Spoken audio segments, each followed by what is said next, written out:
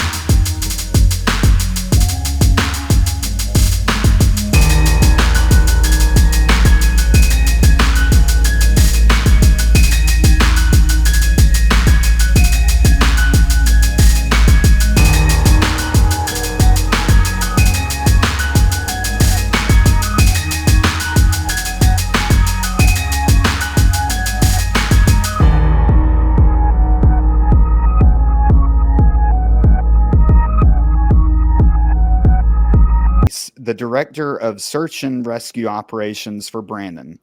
Jeff brings firsthand knowledge of the search efforts, the challenges they face, and the lasting impact of the case. Jeff, welcome to the show. Thanks. Thanks for having me. So, Jeff, let's talk about what we first know about what happened that night. And correct me if I'm wrong, but from my understanding, Brandon, he's 19. He had just lost his job as a baker, but he's going to community college. He had applied and been accepted to a 4-year college. We do know that he had a prior DWI since he was underage, but he seems like a typical 19-year-old kid. Am I wrong in that? Yeah, his friends describe him as a good guy. I don't think I don't think he was fired from that bakery job. I think he had quit in preparation for going to school. Okay, well, yeah, even better. So he's got things going for him. Yeah, And from what I've been told is that night he went to a party that was some high school seniors, I believe. And from what I've heard, it was kind of a very relaxed and chill evening. He did have some drinks at the party, and he decided to leave that party and go to another friend's house, which, from what I'm hearing, he had one shot of whiskey. I know there's some debate in that. But after he left there, that's when things kind of get a little wishy washy. He decides to get in his car and drive home. And he decided to take back roads. And from what you've heard about this case and your research, do you think he took the back roads because that prior DWI and he did have some alcohol in his system? that's my belief. Yeah, it started in the small town of Lind, and it wasn't really a party. It was just 5 of them, including his sister, kind of hanging out. It was the night before his technical school graduation. So it was kind of a celebratory get together. And he then drove up to Canby to say goodbye to a friend because they were going to be graduating the next day. Okay. And then, yeah, and it's a straight shot highway from Canby to Marshall in his hometown. But he wasn't on that highway. He was on back roads. We've got a map of the area that you actually provided me. I'm going to put that on so you can walk us through. So, can you describe to the listeners where he was in relation to where he was going that night? Sure. So he lives in Marshall, Minnesota, which is the southwest corner of the state, kind of prairie land mostly. He was hanging out with friends. There was only 5 of them at that initial party in south west of Marshall in a small town called Lynn. When he left there somewhere, we think somewhere between 10, 11-ish, he drove up to Canby, which is northwest of Marshall. And that you could see the pin up on the northwest side there. And you can't see it on this map, but there is a highway that goes straight from Canby to Marshall. And he wasn't on it. We know he wasn't on it because we found his car off of it. And I think your assumption is correct. There was no direct, he didn't admit this to his parents or anything. It wasn't directly spoken about, but that's my assumption as well. What we do know is that near the point on the map called PLS, that little circle there, that's the point last seen. Okay. He actually went down a field road. So this is just basically a dirt path between two large fields. This is not something somebody normally would do unless they're really quite disoriented. So for person last seen, are you referring to an actual witness that saw him drive on that road, or is this where his car was located? Point last seen. Actually, I should have labeled that LKP, the last known position, would be more accurate than PLS. Understandable. So during this drive home, when he is driving these back roads, he contacted his father, correct? Yeah. So the reason why he had to contact is coming off of this field road. There's typically an approach from the gravel road onto the field, and he was turning onto a gravel road from that field road, and he is legally blind in his left eye congenitally, and he basically drove off that approach and hung up his car on the ditch. And And when he hung up his car, was he trying to turn around at that point, or do you think no, he he was swerved? just trying to make a left turn onto a gravel road. Okay. So he makes the turn and then gets his car stuck. Right. Okay. And that's when we believe the phone call was made? Yeah, there were several phone calls. A few, let's say, I think 3 phone calls to his buddies who didn't answer, and finally at 1:54 a.m. He places a call to his father. And do we know what was said during that phone call? Yeah, the father basically created a fairly decent transcript about what happened during those phone calls. There were several phone calls. And during the phone call, my understanding is that he thought he was at a location that he really wasn't at. Can you go into that? Correct. Yes. So he tells his dad that he's in the ditch and he's located somewhere between Lind and Marshall.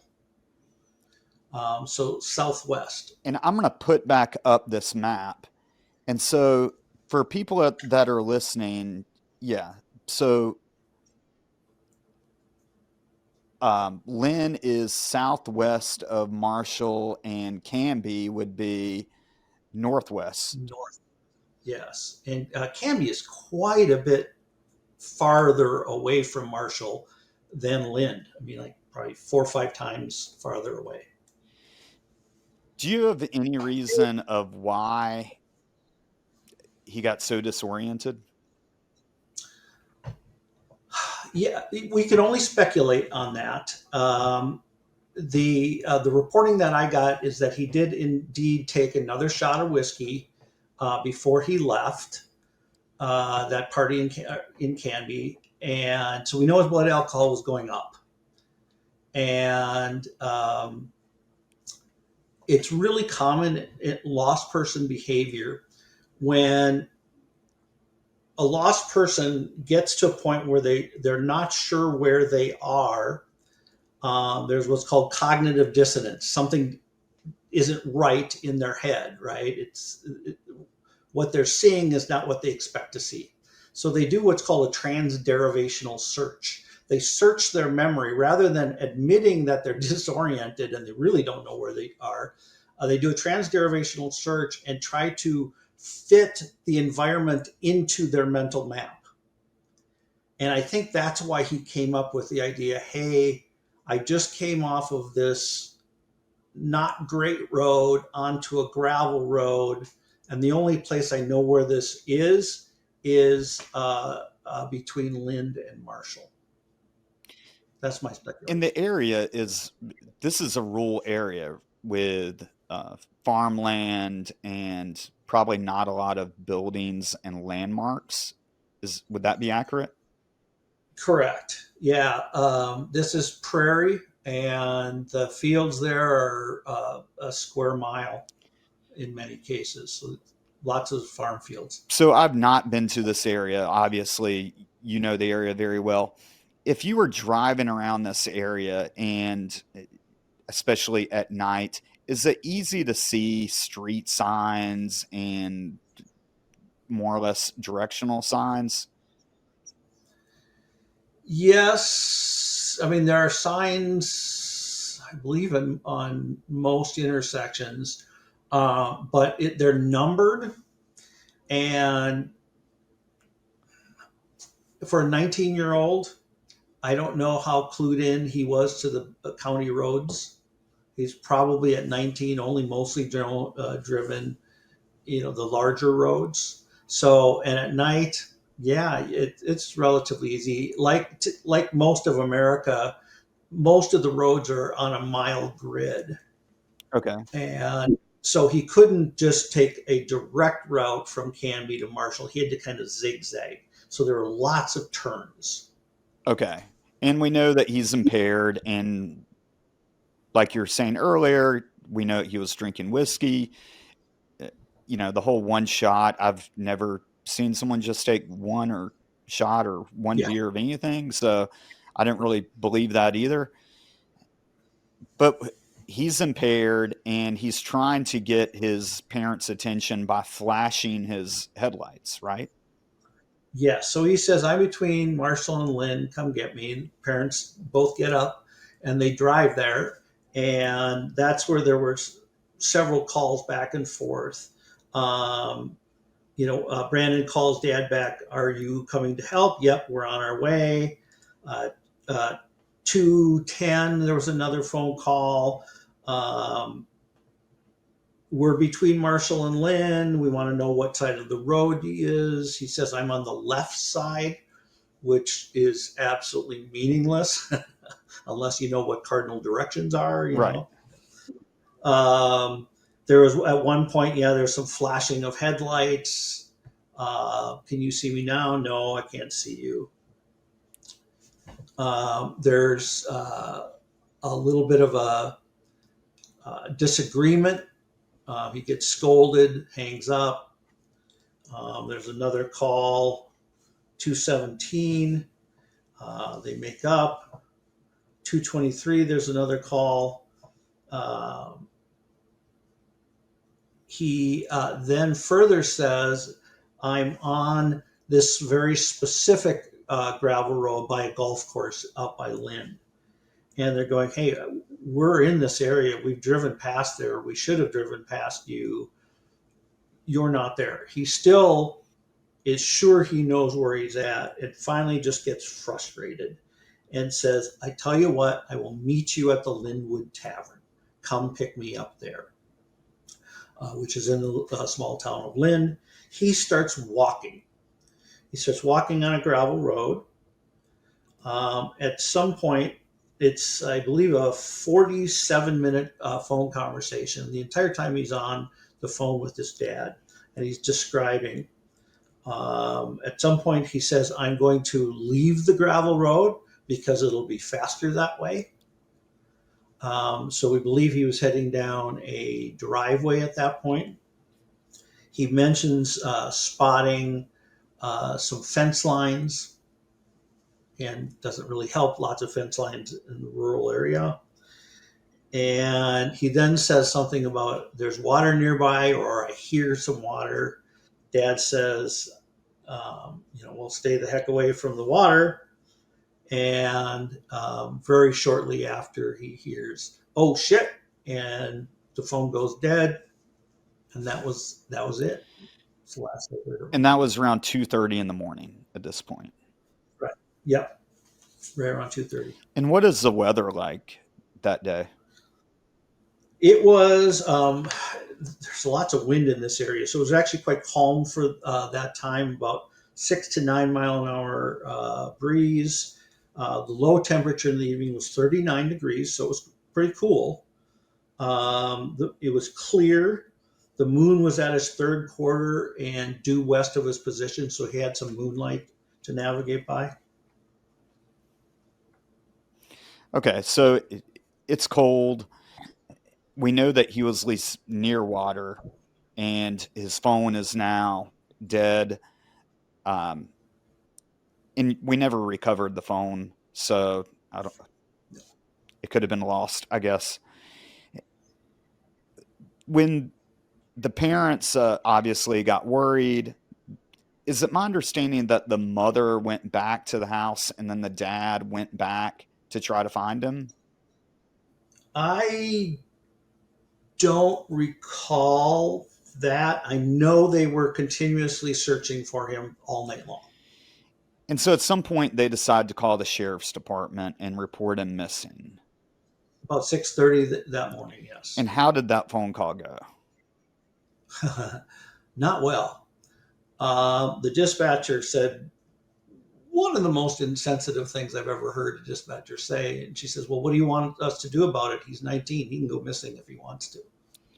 And that attitude doesn't surprise me that much, just because I was a police officer for 2 decades, and I could see someone that is getting a missing person call at 3 a.m. And if they get off at 6 or 7, they're probably counting the hours down.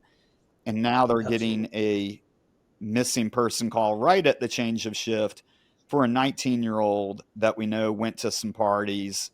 And they probably think that, oh, he's at a girl's house or at a friend's house drunk, whatever, name your place. I'm sure that they didn't, even though it was very irresponsible of them, probably didn't think that something tragic had happened.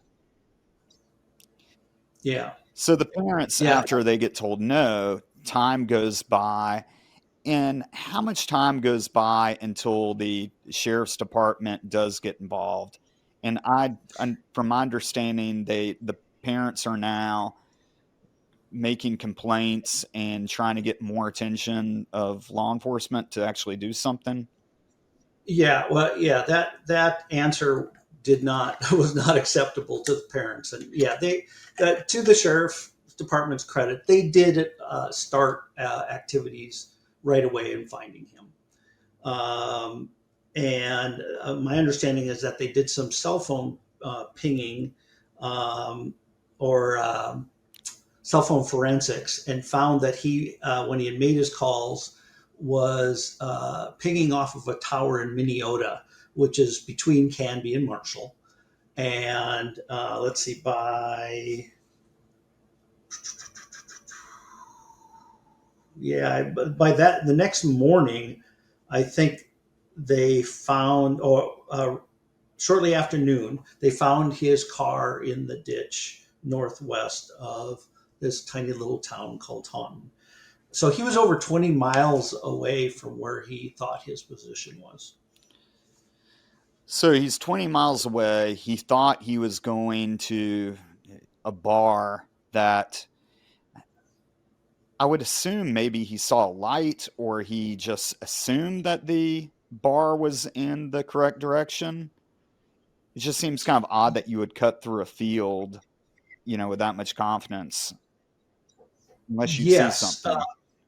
Yeah, and I it took me quite a while to recognize this, but if you take there's a main highway goes between Lind and Marshall, and a highway between Canby and Marshall.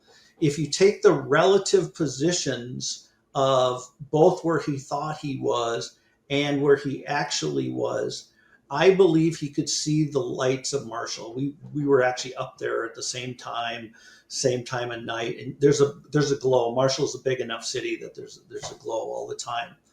And so I think he correctly identified that as Marshall, and he was aware of that highway near him. And I'm guessing because he could see cars passing on it. Where his car was found was only something like, somewhere between a quarter and a half mile away from the highway. And when we were out there at night too, you could see cars pretty clearly traveling along there. So I think he was using that as a navigation aid and traveling away from Marshall to get to the Linwood Tavern. So can we talk about when did they actually do that first initial search for him? It was, and they started right away on May 14th with sheriff's deputies. There was a police dog and a state patrol aircraft involved in the initial search. So they're running a canine track from his car, and it's my understanding that the canine went to the Yellow Medicine River. Or sorry, yeah, is that correct? He went to a river? Not that particular dog. Okay. So police dogs and civilian trained tracking dogs are trained on very different things. Typically, a police dog is trained to track on crushed vegetation and fear scent, because they're typically looking for fugitives, whereas a trailing dog is trailing using a scent article. Actual trailing dogs weren't used until I believe day 3 of the search. They brought in some dogs from a nearby county, actually just across the border in South Dakota. And they actually, that was fairly interesting. They had multiple trailing dogs, and they knew exactly where the car was, and they were not getting anything, multiple handlers. And then the last search of the day, they actually switched scent articles, and the dog went, boom, yeah, this way. Wow. So really I think the first scent articles clearly were contaminated. They were not good scent articles. And the last one, and his report describes a trailing dog doing exactly what it's supposed to do. And I think it was a bloodhound. If you've ever seen bloodhound work, they're always on leash, because if they're not on leash, that bloodhound is gone. And you'll never get them back again, because they're going to be on that trail until they can't follow it anymore. Then the dog trailed very clearly south for a little bit on the gravel road. Then he switched to due west on gravel road, I believe. Then went up a little bit north, and then went off road down a driveway of an abandoned farm, and that led very close to the Yellow Medicine River. The dog is trailing along Yellow Medicine River, and the dog actually jumped in. Now, calling this a river is a little bit of a stretch. It's maybe 15, 20 feet wide and knee deep. The dog jumps in, comes back out, and continues trailing. And the sheriff of, there are 3 counties involved here. And one of the sheriffs said, what does that mean if the dog jumped in? And the handlers kind of did a throwaway comment and said, well, that could mean he fell in there. But the trail actually continued until it got back to a gravel road and then ended. Now, it doesn't mean that the trail ended. It meant that the dog ran out of nose time. And this is if I remember, about a 3.25 mile long trail, which is a lot of trailing for a dog. And it's just like us. You bring a pizza in a room, everybody smells pizza for the first 10 minutes, and you stop smelling pizza because your nose habituates to it. What should have happened that didn't happen, would have loved to have seen, is another dog with that same scent article from that point where the dog ended. And I think we would have seen that trail continuing to follow the gravel roads, zigzag fashion. So, when were you called in?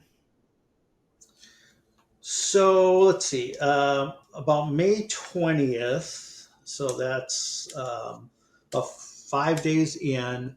The family contacts an organization that we work with, and they then called me. So let's see, I got involved towards the end of May on this. Now, unfortunately, literally the day he called, I was on my way to another search and said, I'm committed to this other search this weekend, but we are definitely here to help. Unfortunately, that narrow gap in between there, another search manager showed up. And without naming names, I was a search manager that wasn't really qualified to do the job. The problem with search management is anybody can hang their shingle out. This guy basically took one class and then hung the shingle out. I'm a search manager. So it's kind of like a private investigator, how you've got, some private investigators that are former law enforcement. They've got, training, and then others that they watch CSI and paid to get the certification, and now they're an investigator, right? Can you go through just real quick, so then our listeners really know that you're the real thing? Can you talk about your background and what makes you qualified? Sure. Kind of a convoluted story, but my father was deputy sheriff for many years. I went on my first search with him probably when I was 14 years old. Was always interested in it. Was a Boy Scout. Became an Eagle Scout. Was part of an search and rescue explorer post in my late teens, and then got busy with life. But I was a paramedic. I just retired last November as a paramedic with 40 years under my belt. And I'm also a big wilderness guy, a rock climber, paddler, backpacker, most muscle powered sports I do. And we got involved as a paramedic, one of my partners and I, on some really horrendous technical rescues in our service area. And we recognized that there just wasn't much technical rescue. There weren't many technical rescue skills in our rural area. And they tended not to go well when we did get them. So my partner and I created Midwest Technical Rescue Training Associates. With the goal was to be primarily a training organization. When you create an organization, it gets a life of its own. And some years we were doing consulting work. Some years we're doing a lot of drowning. Some years we're doing a lot of teaching. But more and more I was getting involved in missing person searches. There too, there was a lot of issues that go on in searches that make them pretty inefficient and sometimes pretty ineffective. And paramedics, well, like law enforcement officers, we don't like a leadership vacuum. And if there is one, we'll fill it. We're happy to be followers, but if there's no leadership, we'll fill the void. And so I started getting more into the management. So I came ground up. I did a lot of ground pounding. I did a lot of field support with the dog handlers, learned from them. I'm a whitewater paddler, did some swiftwater rescue work that got into the drownings and recoveries. And eventually I took probably the two premier training programs in the United States, one through the National Association of Search and Rescue, was certified through them, and then also took a Air Force search management training program. So, Yeah. So you're the real deal. well, Let's talk about what went wrong during that first, and we don't need to name names, but I just want people to understand that these are really complex and technical missions that you're undertaking. And this is not everyone just goes out and starts trampling all over a farm or going through a river, because that's how evidence gets destroyed. That's how, I've yes, ran canine tracks before with guys where it's always, first thing you tell them, stay behind the handler, let the dog go good point. first. And there's those basic things that a lot of people just don't know. And I can see how it can easily be where a group wants to help out and they think because they've got a lot of manpower that they're going to be effective or that they're going to be helping this case.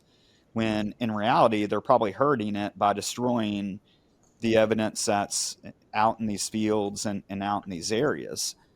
Uh, what really happened in that first search that you can tell us? Some really good things and some not so good things.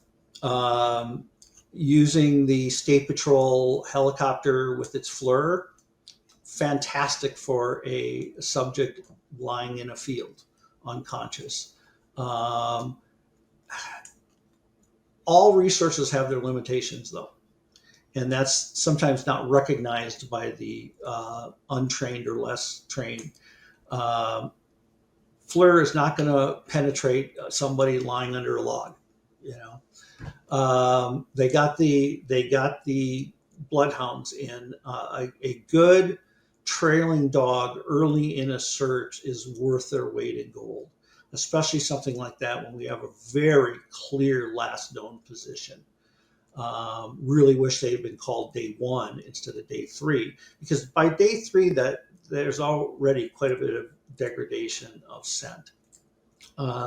You're right, a large number of untrained resources. We affectionately refer to them as evidence eradication teams. We and not that we don't use them. And in this case, there were some amazing people that we ended up working with, that most devoted people I've ever met to the cause.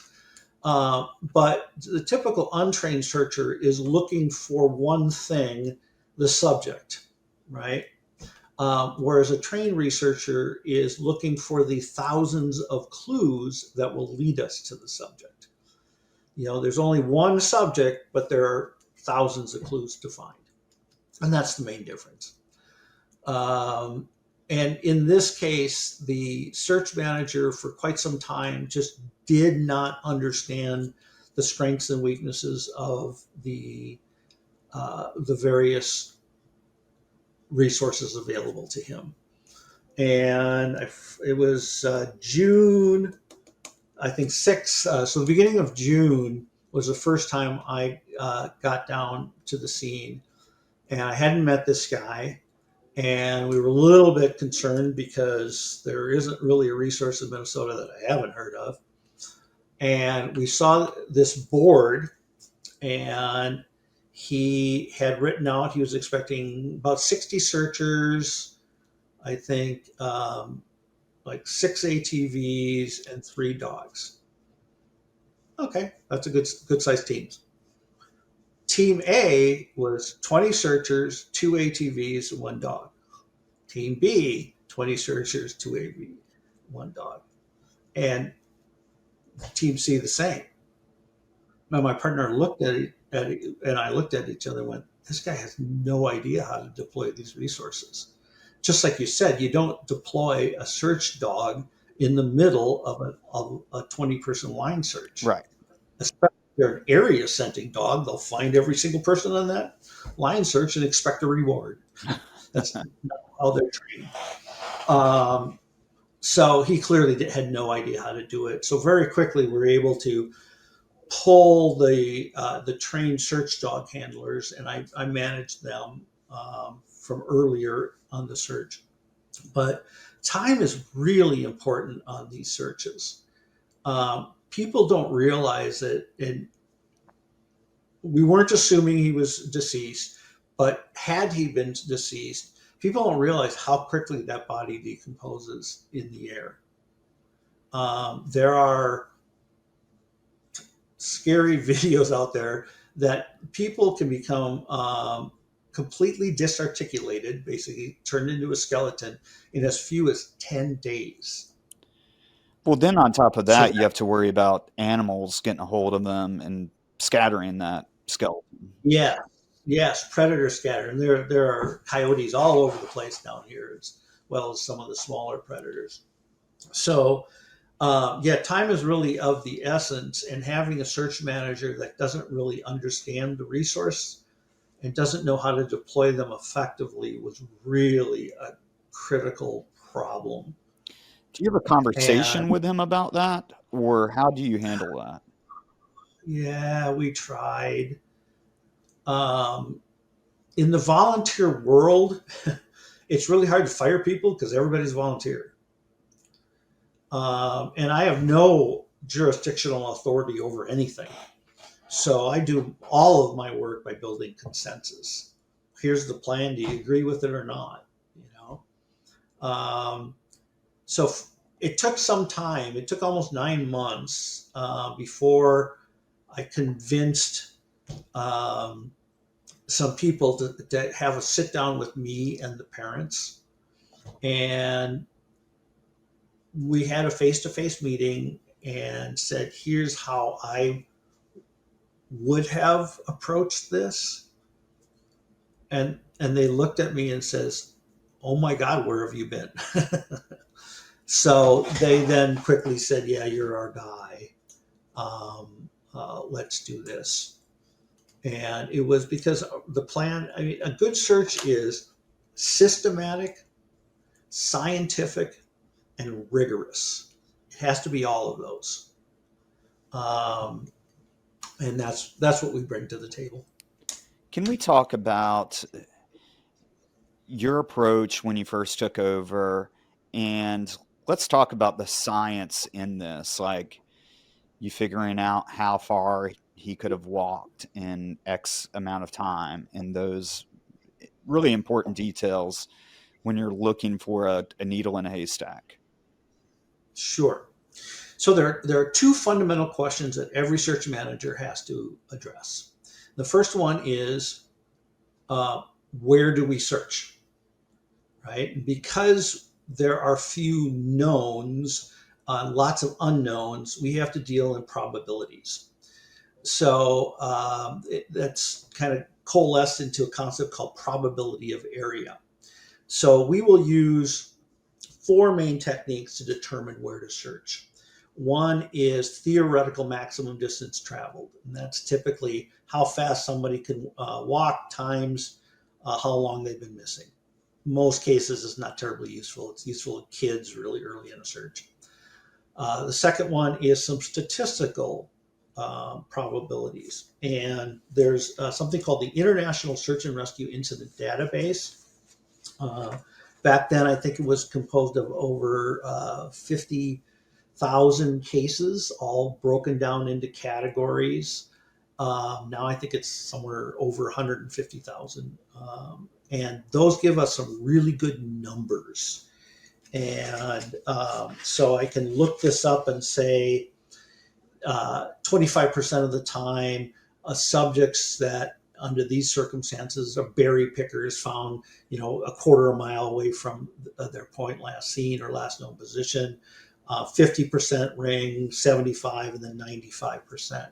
That's the one I use to determine the overall search area, is my 95th percentile.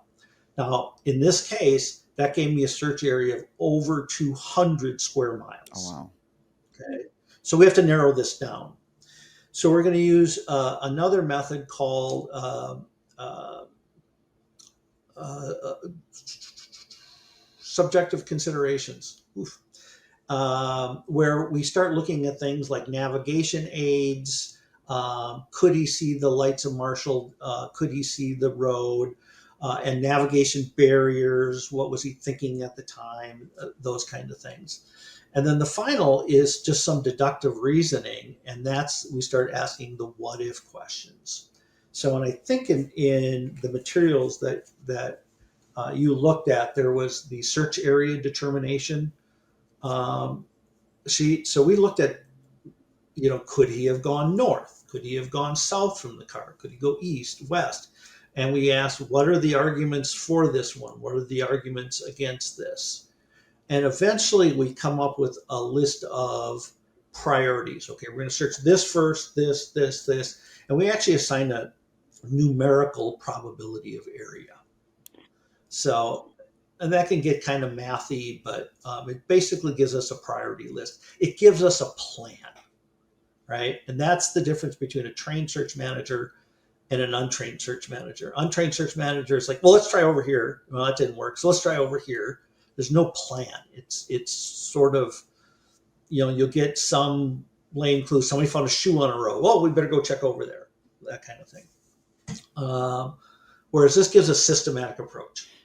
The second question that we have to answer is, how do we search? And every search technique method has strengths and weaknesses depending on the conditions. For instance, a search dog doesn't do well in tall grasses because they get no airflow through it. You can see their head bobbing up. They'll kind of bounce across the prairie. Whereas that's a perfect place to use a mounted team because they sit up high. They can look down into the grasses. Vice versa, a mounted team does not do very well in heavily wooded area because the rider spends most of their time trying to stay in the saddle and not looking, and that's a perfect place to put a dog. So you have to weigh all those kind of considerations in the how do we search. And the how do we search is encompassed in a notion called probability of detection, or POD. So when a trained resource comes back to me and we do a debrief, I'm going to first ask them, were you able to successfully search your entire area?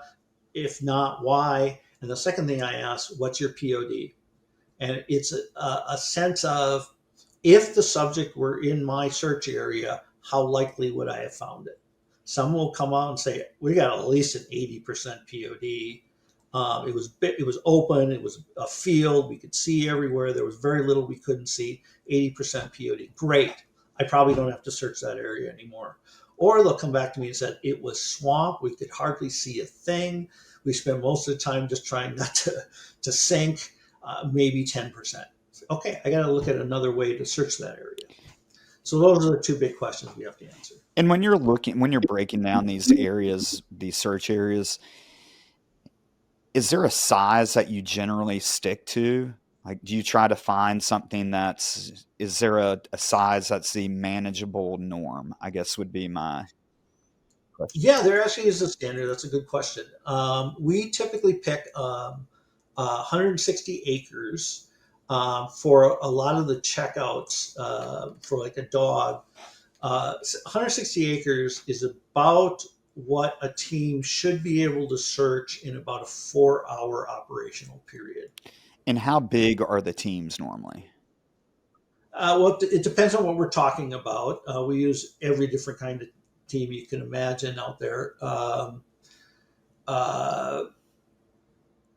A ground pounding team, maybe between 10 and 20 people.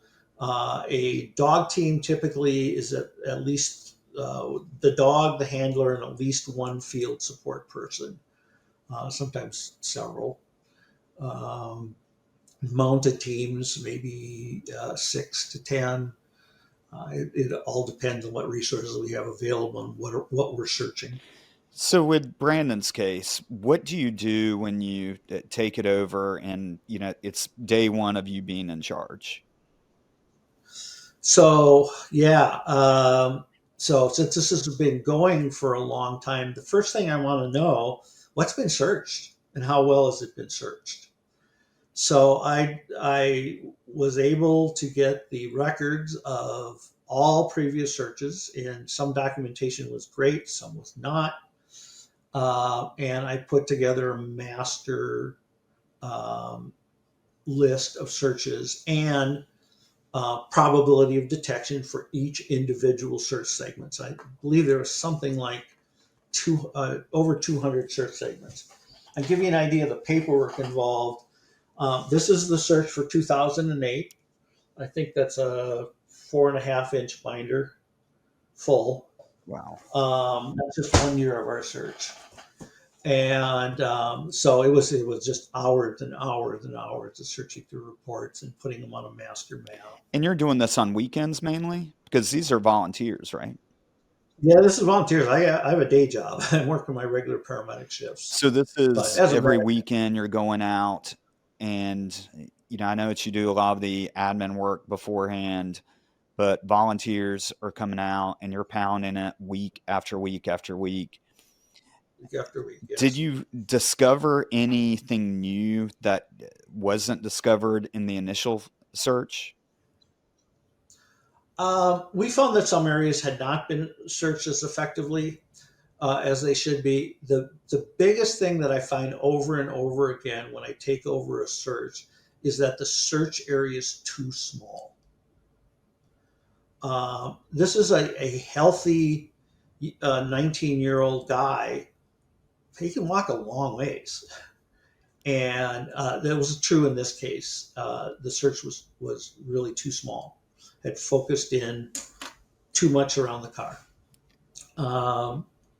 So one of the first weekends that I was there, I kind of recognized, wow, we have a huge search area. I'm going to try something. And it's been written about, but I haven't heard a lot of people talk about it. It's called a binary search, where you widely distribute your searchers across a big area, and with every search, you try to slice off half of it. And it's kind of more theoretical than practical, but in this case, it really worked. So I started with a row of search dogs. I think I had like 5 or 6 that weekend, all about a mile apart. We had a northwest wind, and they all started moving along. And out of that, the 2 most westerly dog handlers suddenly hit hard, really hard. And both were very senior handlers. And the wind was driving scent into what we call a scent pool. So in southern Minnesota, there's, like I said, there's a lot of wind down there. So every farm has what's called a shelter belt. It's dense trees that protect it from the prairie winds. Well, when human scent is blown into that shelter belt, it tends to collect there, right? And so my handler's saying, "Hey, I've got a shelter belt to check out. We'll check it out. I think it's a scent pool.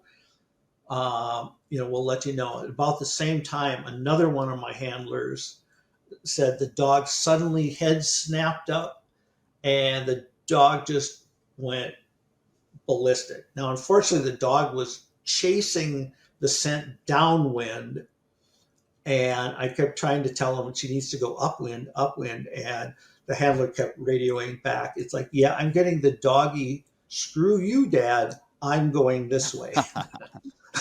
Which some dogs will do. Once they're on the scent, they're going to go where they're going to go. But in both cases, I'm absolutely positive they were hitting on the body.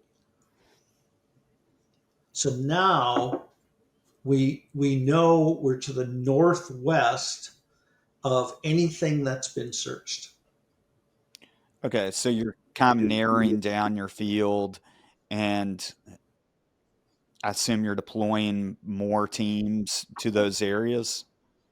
Yes. So from then on, one of the ways we can do this is we keep marching that direction hopefully until we get past the area of scent, and then we can collapse back in on it. Okay.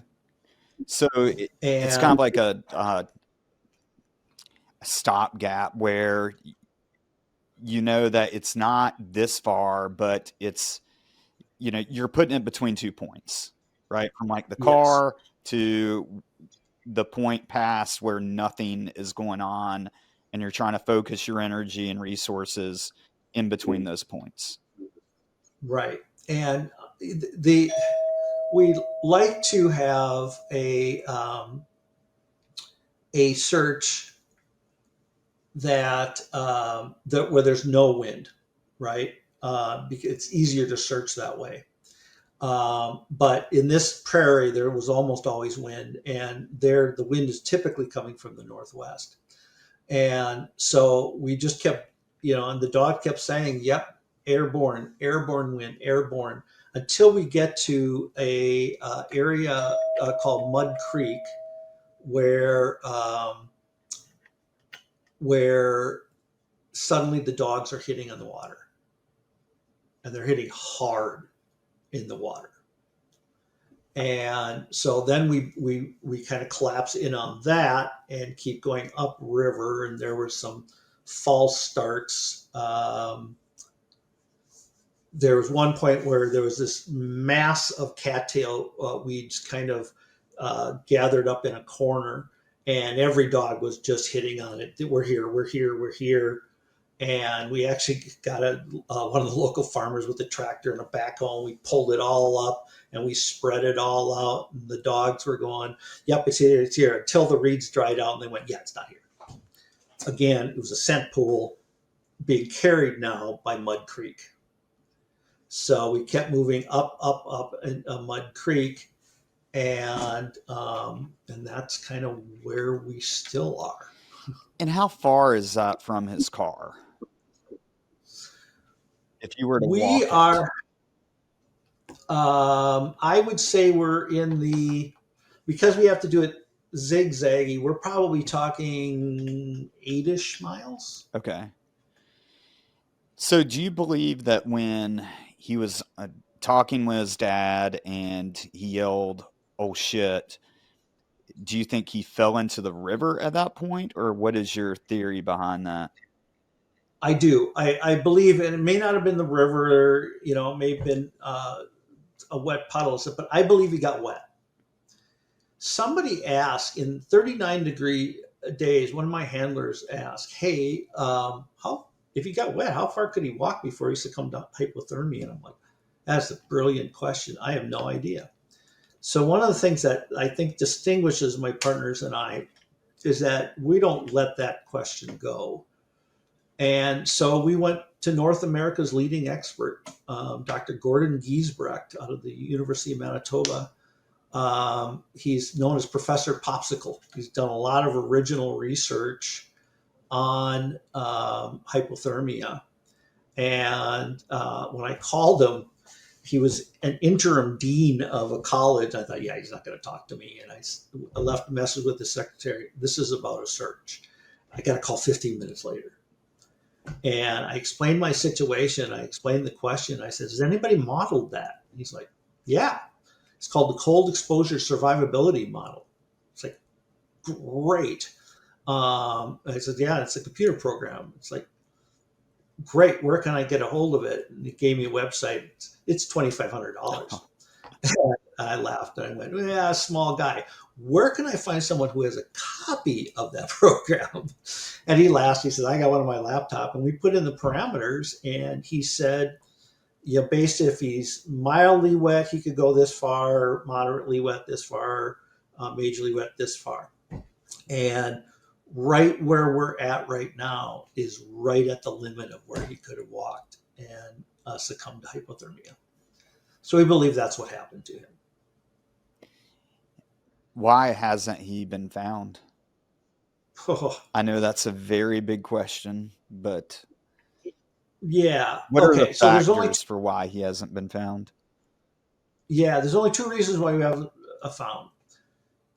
We haven't searched the area that he's at yet, or we searched the area and we missed him. Okay, so kind of two possibilities there. The first one is what haunts me.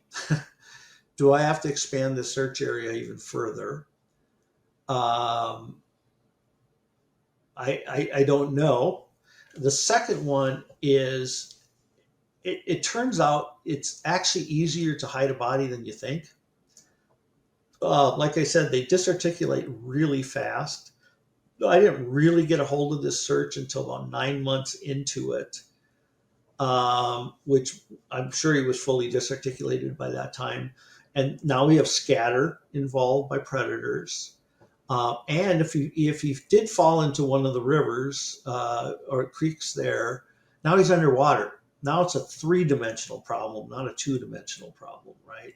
Because finding someone subsurface is hard. And boy, that really looked like that was the case for a while, that he was in Mud Creek. And in fact, we actually dammed up a creek and diverted it and searched it when it had no water in it. And it turns out it takes a whole lot of permits and a whole lot of government yeses to make that happen. But we made it happen. And we handled, in a 1 weekend, I think we handled something like 14,000 sandbags. And still no signs of Brandon? Couldn't get to him. I believe what's happened here is that he died in May, and a lot of the fields were already planted there then. And the farmers won't go back into their fields until sometime later, typically to spray for weeds. And by that time, he doesn't look like a person anymore. He looks like maybe an old tarp. And so I think it was pretty easy to miss him in a field. And I think he's been tilled into a field many, many times now. And that's why we just haven't found him. I've heard a report of canines hitting on farm equipment. Is there any truth to that? Mm-hmm. Yeah, further adds to it. So one of my methods is I never rely on a single resource. A dog can have a bad day, and actually the dogs are usually okay, but it's the handlers misinterpreting their dogs, right? Although, like I say, anybody can have a bad day. One dog telling me something is a data point, right? 2 dogs telling me something, oh, that's a trend. 3 dogs telling me something, I better pay hard attention, right? And so we've had multiple different dogs through here, from, let's see, like, I think it's like 19 different groups across 9 states and like 40 some different dogs involved. And they're all saying, yep, there's the body here. We just can't pull that bone out of the ground. But was there any dogs that were hitting on farm equipment that were not around that site? Yeah, so the farm equipment one. We used the dogs that did that were, again, very experienced dogs. And there's a very interesting video of a dog alerting, and this particular dog, they sit and bark, bark, bark, bark. Pay attention to me, pay attention to me. It's sitting right by a cultivator. And he's going, show me, because that's the other thing they're supposed to do. They're supposed to be able to touch the human remains, right? And the dog just arches its back and touches its nose to the end of one of the cross tubes on that cultivator. And we're like, what in the world is that? And so we, of course, cleaned out the tube and we found some hair. We think it was probably a mouse nest. So we think that some mouse got a hold of some human hair and made a nest in there. Another one of the combines, one of the dogs hit at the entrance chute of the combine. Well, if a body is in the soil and tilled in, that scent will actually go up into the plants. And it's just bizarre to see, but I've seen a dog hit on a tree. Oh, wow. Dog is saying, this is it, Dad. It's this tree. And we find out the body is in the surrounding soil around that tree.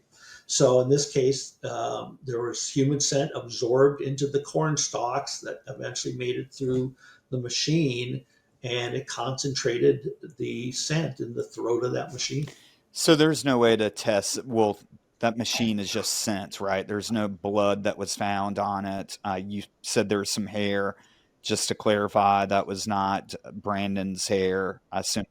We, yeah, it wasn't clear enough to even be sure it was hair. We found what looked to be like a mouse nest material in there, but it was kind of a muddied thing. So that's kind of an assumption that it's a mouse nest in there. Is there anything else that can be done with this case, or is it? I hate to say lost cause, but if he died in that field and we've had plows and different farm equipment go over it and over it and over it throughout the years, we're in 2025 now. Is there anything else that we can do? Well, yeah. One of the issues that I have is that I have used pretty much every resource around, and people get burned out. It's kind of a long hump to get down to Marshall from the Twin Cities, where a lot of my handlers are, and so they get kind of burned out. So I have trouble getting people there. But I've been told by a forensic anthropologist that there are no soil types in Minnesota that will decompose bones faster than about 100 years.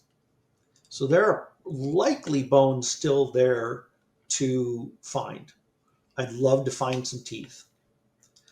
His keys are still out there somewhere. His phone is still out there somewhere.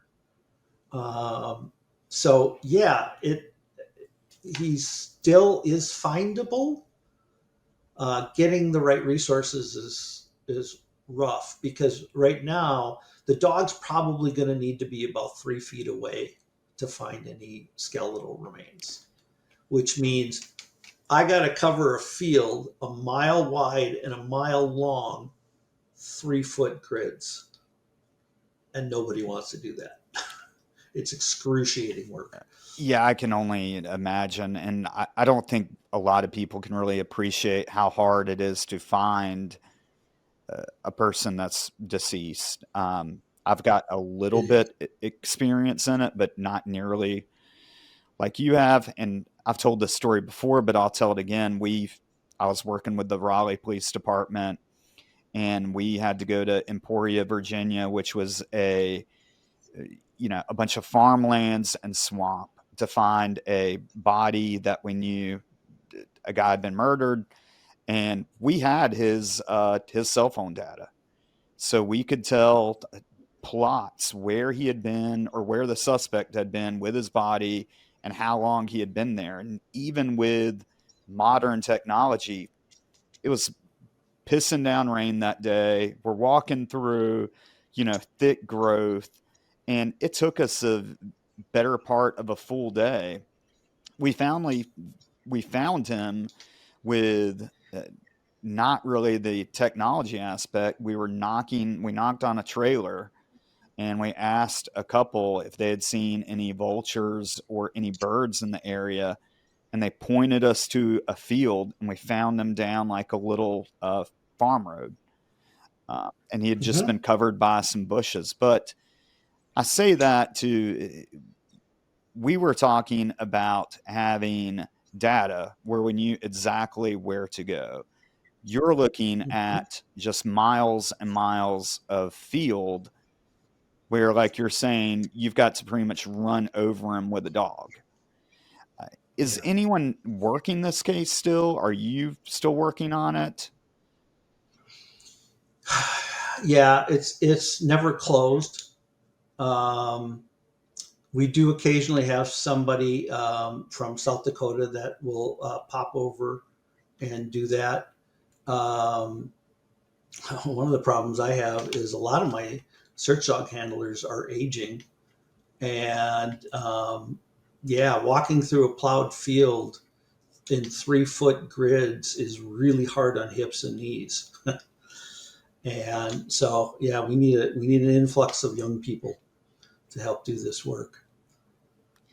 But yeah, it's not inactive, but it's not terribly active right now. I told the family we will continue to search as long as there's clues to follow up on. And what we have left is that painful grid searching. That's so unfortunate. And I can't imagine what the family is going through. And my condolences to them. And I wish it was easier, but unfortunately, this is one of those cases that is going to be very hard to solve. Yeah. Is there a way that we can support you or what you do throughout this? Yeah, every search and rescue group, well, just about every search and rescue group in the United States is volunteer. They're typically 501c3 nonprofit organizations. People want to donate to the cause. We volunteers kind of joke that this is one really expensive hobby. The care and upkeep of these dogs is significant. It costs us probably $100 a weekend every time we go and search. So financial support is great. And if people want to get involved, please don't be a lone searcher. Join a group. There are lots of them out there. You can look up the National Association for Search and Rescue, NASAR. They have a listing of groups. Right? They'll help you find other people. And yeah, financial and get involved. Get some training. Well, Jeff, I can't thank you enough for coming on the show. If you want to support me, you can buy my book. It is A Murder on Campus, A Professor, the Cop, in North Carolina's Most Notorious Cold Case. I did that with my brother. We were investigating the murder of Virginia Olsen on the campus of UNC Asheville in 1973. It's available on Amazon, Barnes & Noble, Kindle, Audible, or anywhere else you can get a book. You can also like and subscribe to my channel, Santana True Crime. Jeff, thank you so much again, and hopefully Brandon will be recovered one day. Thank you much. All right, good night.